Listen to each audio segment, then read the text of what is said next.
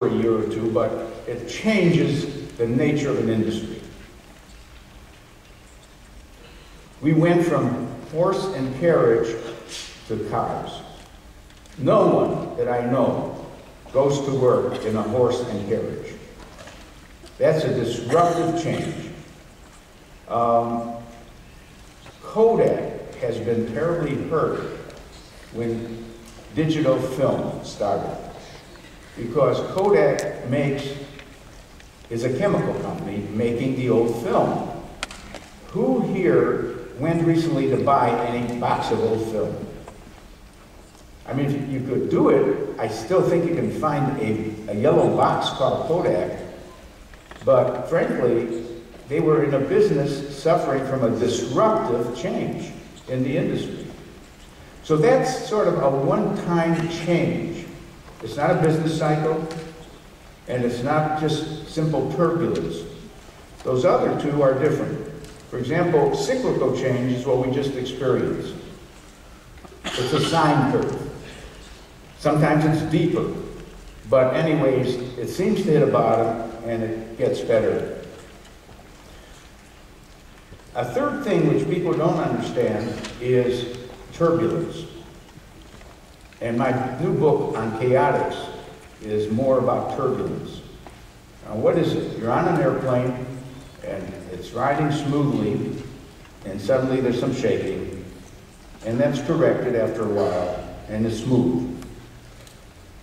Now, the turbulence could have been a small amount of shaking or a lot of shaking. The analogy is this: you go into your office on Monday and things are normal. You do your work. Tuesday there is a little spike, a little disturbance. By Wednesday you fixed it up, things are normal Thursday, and maybe even Friday. Your week was not very turbulent. However, suppose you go in Monday and you immediately have a crisis, and it lasts through Wednesday. Thursday things are normal, and Friday another crisis. The difference is, in the second case, there was more turbulence, maybe deeper turbulence and more. Turbulence is a set of spikes. It's like you see on a chart when you're having an examination for your heart. It may go like this, and may be spiking a little bit. What my book says is we're entering the age of more turbulence.